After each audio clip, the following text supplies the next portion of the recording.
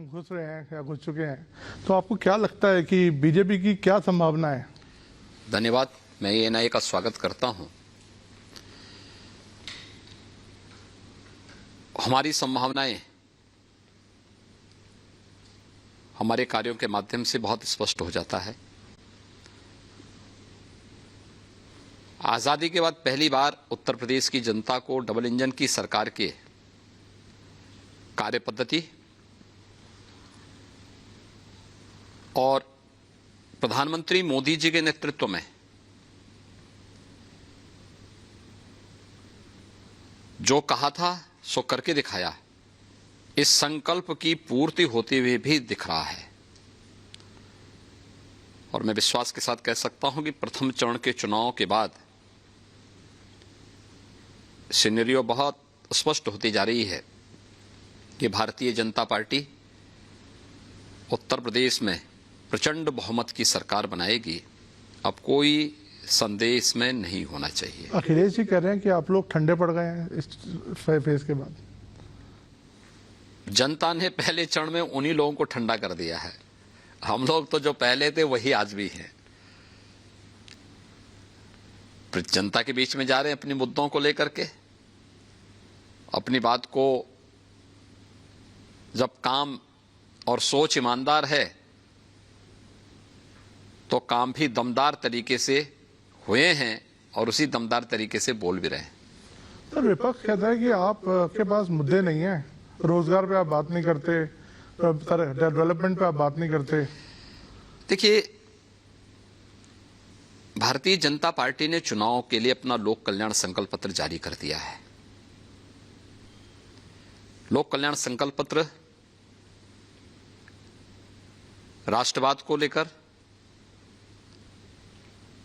प्रदेश के समग्र विकास को लेकर, गरीब कल्याण को लेकर के पूरी ईमानदारी के साथ लागू हुआ है, लागू होगा। प्रधानमंत्री मोदी जी ने देश के अंदर भारत की राजनीति के एजेंडे को बदला है। पहले जाति, मत, मजहब, परिवार के इर्द गिर्द बनी भारत की राजनीतिक व्यवस्था आज विकास पर, सुशासन पर, गांवों के लिए, गरीब के लिए, किसान के लिए, नौजवान के लिए, महिलाओं के लिए, इन सभी मुद्दों पर चर्चा का विषय बना हुआ है। और प्रधानमंत्री मोदी जी के जी विजन के अनुरूप उत्तर प्रदेश में कार्य भी हुआ है। और अगले टेन्योर के लिए जो संकल्प पत्र हमने जारी किया है, संकल्प का विकल्प नहीं होता। ये भारतीय जनता पार्टी की जनता के प्रति प्रतिबद्धता को दर्शाता है। और भारतीय जनता पार्टी ने अपने संकल्प पत्र को विकास से जुड़ा हुआ, आस्था के सम्मान से जुड़ा हुआ, गरीब कल्याण से जोड़ करके वह भी जारी किया है। हमने किया है और हम कर रहे हैं। सर, तो फिर ये मुद्दे कहां से आते हैं कि अली के साथ हैं, बजरंगबली के साथ हैं, 80 के वर्सेस 20? ये क्रिया की प्रतिक्रिया है। अगर कोई व्यक्ति, भाई मैंने तो 80-20 की बात की थी। मैंने कहा 80% बीजेपी के साथ होगा, 20% हमेशा विरोध करता है, विरोध करेगा। हमने जाति, मत, मजहब की बात नहीं की थी। हमने तो 80 बनाम 20 की बात की थी। 80 वे लोग जो सरकार के सुरक्षा के एजेंडे से खुश हैं। 80 वे लोग जो सरकार के लोक कल्याणकारी और गरीब कल्याणकारी कार्यों से खुश हैं, जिन्हें विकास पसंद है, जिन्हें राज्य सरकार के द्वारा पारदर्शी तरीके से ईमानदार भर्ती की प्रक्रिया के माध्यम से अपने कार्यक्रमों को आगे बढ़ाने का अवसर प्राप्त हुआ है।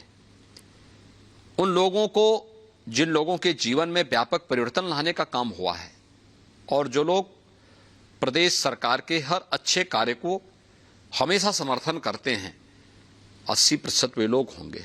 20% वे लोग जिनको हमेशा विरोध करना है, वे पहले भी विरोध करते थे, आज भी विरोध करेंगे।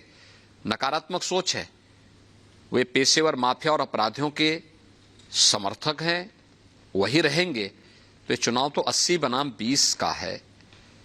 लेकिन मैं कह सकता हूं कि पहले चरण के मतदान के बाद स्पष्ट हो चुका कि वास्तव में चुनाव 80 बनाम 20 का ही है। 80% से अधिक समर्थन भारतीय जनता पार्टी को प्राप्त हुआ है और 20% जिसको विरोध करना था, जो वैक्सीन का विरोध करता है, अपराधियों के खिलाफ कार्रवाई का विरोध करता है, महिला सुरक्षा का विरोध करता है, गरीबों को दी जाने वाली अन्य योजना का विरोध करता है, हर एक जनपद एक उत्पाद की योजना का विरोध करता है, एक जनपद एक मेडिकल कॉलेज का विरोध करता है, एक्सप्रेस हाईवेज का विरोध करता है, वे हमेशा विरोध करते थे, विरोध करेंगे। सर, आपका आज एक ट्वीट मैंने देखा अभी आने से पहले, एक गजवाए हिंद का सपना देखने वाले तालिबानी सोच के मजहबी उन्मादी की गांठ लें कि वो भारत में शरिया नहीं चलेगा, संविधान चलेगा। ये आज ट्वीट करने का मतलब और इसका देखिए, मतलब नहीं है ये, इसका मतलब है जो लोग सपना देख रहे हैं गजवाई हिंद का, मैं बहुत स्पष्टता के साथ कह सकता हूं, ये नया भारत है।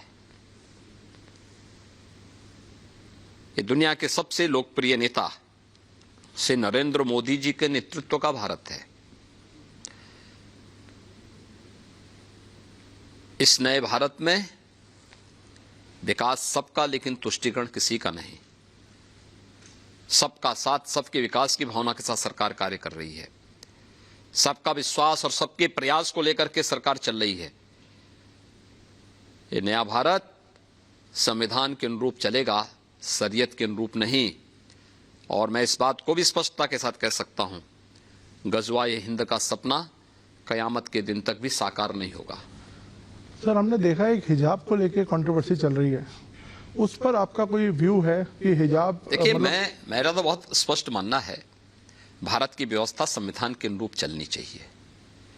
हमारी व्यक्तिगत आस्था, हमारे व्यक्तिगत स्वयं के अधिकार या हमारी स्वयं की पसंद नापसंद हम देश के ऊपर लागू नहीं कर सकते, संस्थाओं के ऊपर लागू नहीं कर सकते। ये नहीं लागू कर सकते हैं। क्या मैं उत्तर प्रदेश के अंदर सभी कर्मचारियों को या सभी लोगों को ये बोल सकता हूं कि आप भी भगवा धारण करें? ये उनका विषय है, जो उनको धारण करना करें, लेकिन ड्रेस कोड स्कूलों में लागू होना चाहिए। स्कूल का विषय है, स्कूल के अनुशासन का विषय है। आर्मी में कोई ये कहेगा कि हम लोग जो है अपने अनुसार चलेंगे, फोर्स में कोई इस प्रकार की बात करेगा? कहां अनुशासन रह पाएगा? व्यक्तिगत आस्था आपकी अपनी जगह होगी, लेकिन जब संस्थाओं की बात होगी तो संस्था के नियम कानून को हमें मानना होगा। देश की व्यवस्था होगी, देश के संविधान को मानना होगा। लेकिन ओवैसी साहब जो यहाँ पे बड़ी जोर शोर से कैंपेन कर रहे हैं, वो तो यहाँ पे वो कह रहे हैं कि जो हिजाब है फंडामेंटल राइट है और एक दिन एक बेटी जरूर प्रधानमंत्री बनेगी जो हिजाब पहनी होगी। देखिए, उसी बेटी को तो स्वतंत्र कराने के लिए, उसी बेटी को तो अधिकार देने के लिए प्रधानमंत्री मोदी जी ने 3 तलाक की कुप्रथा को हमेशा के लिए रोका है। उसी बेटी को न्याय दिलाने के लिए, सम्मान दिलाने के लिए और स्वावलंबन के मार्ग पर अग्रसर करने के लिए ये फैसले लिए जा रहे हैं। और उसी बेटी के सम्मान को लेकर के हम लोग इस बात को कहते हैं कि शरीयत के अनुसार व्यवस्था नहीं चलेगी, संविधान के अनुरूप चलेगी। जब संविधान के अनुरूप व्यवस्था चलेगी, हर बेटी को सुरक्षा, हर बेटी का सम्मान और हर बेटी के स्वावलंबन का कार्य होगा। सर, आपने कहा कि आपको लगता है कि बीजेपी के समर्थन में बहुत लोग आ रहे हैं, आपको लगता है महिलाएं भी बीजेपी का खुल के समर्थन कर रही हैं? आपने वुमेन सेफ्टी को भी एक इशू बनाया है। पहले चरण में बनाया नहीं, हमने करके दिखाया है। देखिए, बहुत फर्क साफ है, फर्क साफ है। समाजवादी पार्टी की सरकार आई थी 2012 में, पहला काम क्या किया था? उस समय के मुख्यमंत्री ने पहला कार्य किया था, अयोध्या में राम जन्मभूमि पर आतंकी हमला करने वाले, गोरखपुर में सीरियल ब्लास्ट करने वाले, सीआरपीएफ कैंप पर रामपुर में हमला करने वाले, कचहरियों पर, वाराणसी, अयोध्या और लखनऊ की कचहरियों पर हमला करने वाले उन आतंकियों के मुकदमों को वापस लेने की उन्होंने शरारत की थी। हम धन्यवाद देंगे, उस समय की उच्च न्यायालय इलाहाबाद ने उसको रोका था, रोक लगाई थी। और हमारी सरकार जब आई 2017 में, हमने एक दिन 3 फैसले किए। पहला, बेटियों की सुरक्षा के लिए एंटी रोमियो स्क्वाड का हर थाने में गठन होना। हमारी सरकार का उसी के साथ फैसला था 86 लाख किसानों का 36,000 करोड़ रुपए के कर्ज माफी का कार्यक्रम। हमारी सरकार का तीसरा फैसला था अवैध बूचड़खानों को बंद करना। ये 3 कार्य हमने एक दिन में निर्णय लेकर के पूरे प्रदेश के अंदर लागू किए थे। समाजवादी पार्टी की सोच क्या थी? तो ये फर्क साफ है। हम बेटियों की सुरक्षा को लेकर के एंटी रोमियो स्क्वाड से लेकर के आज मिशन शक्ति के 3rd फेज तक, यूपी पुलिस में 1947 से 2017 तक जितने महिला पुलिस कार्मिक थे, इन 5 वर्षों में उससे 3 गुना ज्यादा आज के दिन पे कार्यरत हैं। आज हम लोग प्रदेश के सभी 58,000 ग्राम पंचायतों में महिला बीट पुलिस अधिकारी की तैनाती कर चुके हैं। वे वहां पे सुरक्षा पे चर्चा करती है, गांव की महिलाओं को केंद्र और राज्य सरकार से जुड़ी हुई महिला कल्याणकारी योजनाओं के साथ जोड़ने का काम भी करती हैं। तो स्वाभाविक रूप से महिला सुरक्षा, महिलाओं का सम्मान और उनका स्वावलंबन अत्यंत महत्वपूर्ण है। सभी 58,000 ग्राम पंचायतों में बैंकिंग सुविधा हमारी सरकार ने दिया है, बैंकिंग कॉरेस्पोंडेंट सखी के माध्यम से। 1 करोड़ महिला स्वयंसेवी समूह से जुड़ी हुई बहनों को प्रदेश के अंदर महिला स्वयंसेवी समूह के माध्यम से जोड़ करके, कन्वर्जेंस के माध्यम से उनको कार्य पे लगा करके, रिवॉल्विंग फंड उन्हें उपलब्ध करवा करके उन्हें आर्थिक स्वावलंबन की ओर अग्रसर किया गया है। महिला सुरक्षा महत्वपूर्ण है और स्वाभाविक रूप से प्रथम फेज में जाति मत मजहब की सीमाओं को तोड़ करके माताओं, बहनों ने, बेटियों ने भारतीय जनता पार्टी के सुरक्षा के इस एजेंडे को मुक्त कंठ से स्वीकारा है, उसकी प्रशंसा की है और भारतीय जनता पार्टी के पक्ष में अपना समर्थन और आशीर्वाद दिया है। सर, आपने सुरक्षा की बात करी तो मैं सुरक्षा पे बात करता हूँ। विपक्ष कहता है कि आपने ठोको राज बना दिया है। एक तरफ आप कहते हैं आपने गुंडा राज खत्म किया है, तो वो कहते हैं यहाँ पे कानून का कोई राज नहीं है, जिसका मन करता है उसको पकड़ के अंदर डाल देते हैं। देखिए, कानून का भय हर उस व्यक्ति के मन में होना चाहिए जो सुरक्षा के लिए खतरा है। यही फर्क है। 2017 के पहले हर 3-4 दिन के अंदर एक बड़ा दंगा यूपी में होता था। महीनों तक प्रदेश में कर्फ्यू रहता था, अराजकता चरम पर थी, गुंडागर्दी होती थी। आज तो प्रदेश में 5 साल में कोई दंगा नहीं हुआ, कर्फ्यू नहीं लगा। आज प्रदेश के अंदर कर्फ्यू नहीं लगता है, व्यापारी और महिलाओं पर बमबाजी नहीं होती। आज तो प्रदेश में कावड़ यात्रा शानदार तरीके से निकलती है और हर हर बम बम का नारा लगा करके कावड़ यात्री जब निकलते हैं तो उसका दूसरा ही नजारा होता है। ये आस्था का भी सम्मान है और लोगों को प्रदेश के अंदर सुरक्षा का एहसास भी कराता है। सर, अखिलेश यादव कहते हैं कि छोटे से गुनाह के लिए आजम खान को तो अंदर किया हुआ है, लेकिन जो टेनी है उनके बेटे, उनको जमानत मिल गई, जिन पर आरोप है कि उन्होंने फार्मर्स को मारा। देखिए, आजम खान बाहर आए ये तो अखिलेश जी भी नहीं चाहते। ऐसा क्यों? क्योंकि अखिलेश जी की कुर्सी खतरे में पड़ जाएगी।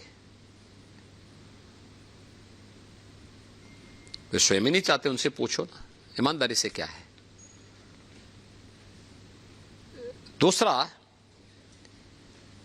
अखिलेश जी से पूछा जाना चाहिए कि ये जो मामले हैं, आजम खान के मामले हों या अन्य लोगों के मामले हैं, ये सब न्यायालय से जुड़े हुए मामले हैं। इनका राज्य सरकार से आज के दिन पे कोई लेना देना नहीं।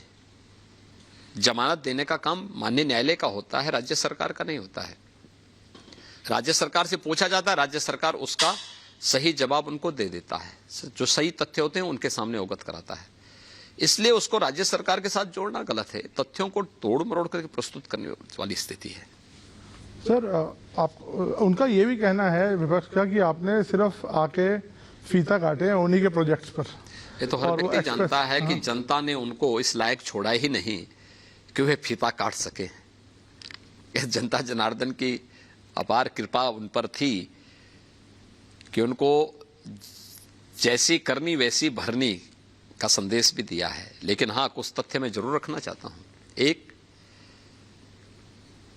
एक तथ्य सर्वविदित है, 1947 से लेकर के 2017 तक 70 वर्षों में उत्तर प्रदेश में 12 गवर्नमेंट मेडिकल कॉलेज बन पाए थे। 70 वर्षों में 12 और 5 वर्ष में हम इस समय 33 नए मेडिकल कॉलेज बना रहे हैं यूपी में, जिसमें 17 क्रियाशील हो चुके हैं, शेष 16 पर वर्तमान में कार्य चल रहा है। उत्तर प्रदेश एक जनपद एक मेडिकल कॉलेज के लक्ष्य को प्राप्त करने की ओर तेजी के साथ आगे बढ़ रहा है। 70 वर्षों में उत्तर प्रदेश के अंदर 1.5 एक्सप्रेसवे बना था। 5 वर्ष में हम 7 नए एक्सप्रेसवे पे काम कर रहे हैं। अखिलेश जी के कार्यकाल में गरीबों को मिलने वाली आवास योजना में एक भी गरीब को नहीं मिला, लेकिन 18,000 लोगों को उन्होंने सैंक्शन जरूर किए थे। 25 करोड़ की आबादी में, उस समय 22 करोड़ की आबादी रही होगी, 18,000 को सैंक्शन हुए थे, मिला एक को भी नहीं। आज भारतीय जनता पार्टी की डबल इंजन की सरकार प्रधानमंत्री मोदी जी के विजन को आगे बढ़ाते हुए 43,50,000 से अधिक गरीबों को एक एक आवास दिया जा चुका है। नेम्ड है, पूरी सूची है। उन गरीबों के घर में, उन गरीबों को सिर ढकने के लिए एक एक छत मिला है। प्रधानमंत्री जी जिसके लिए कहते हैं कि यह गरीब जिसके पास अपना मकान नहीं था, कुछ भी नहीं था, या झोपड़ी थी, या टूटी फूटी खपड़ेल की छत थी, आज उनके पास पक्का मकान बन गया है। 43,50,000 से अधिक गरीब आज लखपति हुए हैं। प्रधानमंत्री स्वामित्व योजना के माध्यम से प्रदेश के अंदर लगभग 25 लाख उन ग्रामीण क्षेत्रों में लोगों को जिनके पास ग्राम सभा की जमीन पर जिन्होंने मकान बनाए थे, उन्हें उनका हक, मालिकाना हक प्राप्त हुआ है। 2,61,00,000 गरीबों को निजी शौचालय मिले। ये शौचालय स्वच्छता का प्रतीक तो था ही, नारी सुरक्षा और गरिमा के प्रतीक भी थे।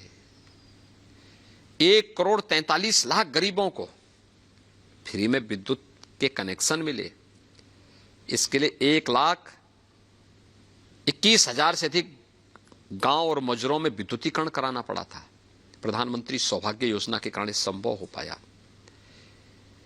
1,56,00,000 गरीबों को फ्री में प्रधानमंत्री उज्ज्वला योजना में रसोई गैस के कनेक्शन मिले। धुएं से उन्हें निजात मिली, ये प्रधानमंत्री मोदी जी के कारण। 9 करोड़ लोगों को हर वर्ष 5 लाख रुपए की सालाना स्वास्थ्य बीमा का कवर मिल रहा है। और कोरोना कालखंड में आपने देखा होगा, यूपी में इतनी बड़ी आबादी का प्रदेश, कब थर्ड वेव आई, कब चली गई, कोई पता ही नहीं लगने दिया। फ्री में टेस्ट, सर्वाधिक टेस्ट यूपी ने कराए हैं, देश के अंदर नंबर 1 है। फ्री में उपचार, फ्री में वैक्सीन। पहली डोज 100% लोगों ने ले ली है, सेकंड डोज 75% लोगों ने ले ली है। मैं जहां जाता हूं पूछता हूं वैक्सीन ली, लोग हाथ खड़ा करके बोलते हैं हमने ली। लोग आभार व्यक्त करते हैं प्रधानमंत्री मोदी जी का कि मोदी जी के कारण जान बची है। और मैं ही कहना चाहता हूं, जो लोग वैक्सीन का विरोध करते थे, दुष्प्रचार करते थे, जनता ने वैक्सीन लेकर के मोदी जी के प्रति अपने समर्थन की अभिव्यक्ति इसी के माध्यम से कर दी है। और मैं कह सकता हूं कि 15 करोड़ लोगों को उत्तर प्रदेश में डबल इंजन की सरकार है तो डबल डोज राशन की भी दिया जा रहा है। ये पैसा पहले कहां जाता था? अखिलेश जी को संभवतः ये आंकड़ों की जानकारी होगी भी नहीं, वो रखना भी नहीं चाहते होंगे, क्योंकि इतनी फुर्सत ही कहां। मित्र मंडली से फुर्सत हो, सोने से फुर्सत हो, सपना देखने से फुर्सत हो, तो इन सब के बारे में सोचे भी। इसलिए उनको इन सब चीजों की जानकारी नहीं होगी। इनके जानकारी के लिए उनके लिए फिर एक अलग से कोई एक ऐसा व्यक्ति रखना पड़ेगा जिनको पहले आंकड़े रटवाने पड़ेंगे, फिर वह उनको रटवाए तो उनको जानकारी होगी। इसलिए बड़े बाप के पुत्र हैं, आराम से 12 घंटे सोते हैं, 6 घंटे अपने मित्र मंडली के साथ व्यतीत करते हैं। बाकी जो फुर्सत मिलती है उसके लिए अपना और भी उनकी व्यस्तता होगी, इसलिए उनको इन सब आंकड़ों से कोई जानकारी भी नहीं होगी, ना उनको इनकी जानकारी रखने की आवश्यकता ही है। सर, डबल इंजन जब आप बोलते हैं तो एक इल्ज़ाम ये लगता है कि जब भी चुनाव आते हैं जैसे इस बार, तो सेंट्रल एजेंसीज विपक्ष के ऊपर छोड़ दी जाती हैं, रेड्स होती हैं, ईडी का इस्तेमाल होता है, सीबीआई का इस्तेमाल होता है। तो इस पर आपका क्या कहना है? और अभी हमने देखा कई रेड्स हुई भी, और ऐसा माना जा रहा है वो सब लोग समर्थक थे एक पार्टी के पर्टिकुलर। हमें एक बात बताइए कि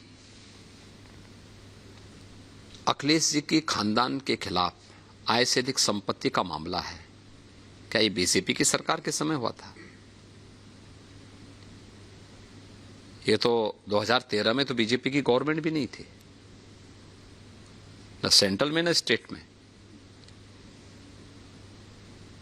इनके खिलाफ बहुत सारे मामले और भी हैं, क्या ये बीजेपी के कारण हुआ है? इसका एक पक्ष तो ये है। दूसरा पक्ष,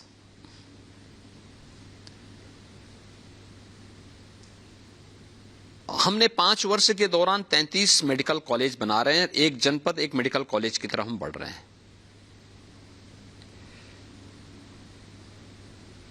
70 वर्षों में क्यों नहीं बन पाए ये मेडिकल कॉलेज?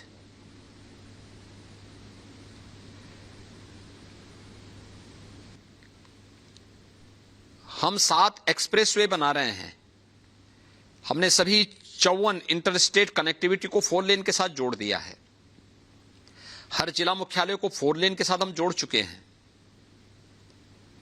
हर तहसील और विकासखंड मुख्यालय को 2 लेन और 4 लेन के साथ जोड़ रहे हैं। हर गांव में बिजली दे रहे हैं, सबको बिजली, पर्याप्त बिजली, निर्बाध बिजली। प्रदेश के सभी 1 लाख राजस्व गांवों में, सभी 734 नगर निकायों में अनवरत बिजली है। 1 करोड़ युवाओं को हम लोग टैबलेट और स्मार्टफोन दे रहे हैं। 2 लाख कन्याओं का हम लोगों ने मुख्यमंत्री सामूहिक विवाह योजना के अंदर शादी करवा दिया है।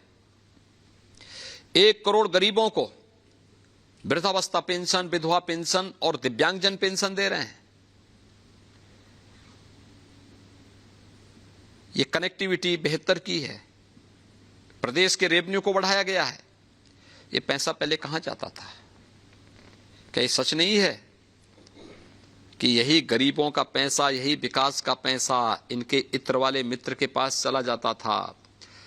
और आज जब जांच एजेंसियों ने इस बात की जांच करके पूरी पुख्ता व्यवस्था कर दी कि इत्र वाला मित्र तो प्रदेश में दीमक की तरह पूरा सोच रहा था, गरीब बेचारा भूखों मर रहा था, किसान बेचारा आत्महत्या कर रहा था, और इनके इत्र वाले मित्र मालो माल करके उत्तर प्रदेश की कमाई को विदेशों में ठिकाना लगा रहे थे। तो एजेंसियों का काम क्या है? यही तो काम है कि इस अवैध और अनैतिक कमाई को फिर से सरकार के खजाने में जमा करें और उस पर कार्रवाई करें। चुनाव से ठीक पहले? चुनाव के पहले नहीं, पहले भी होते रहे हैं।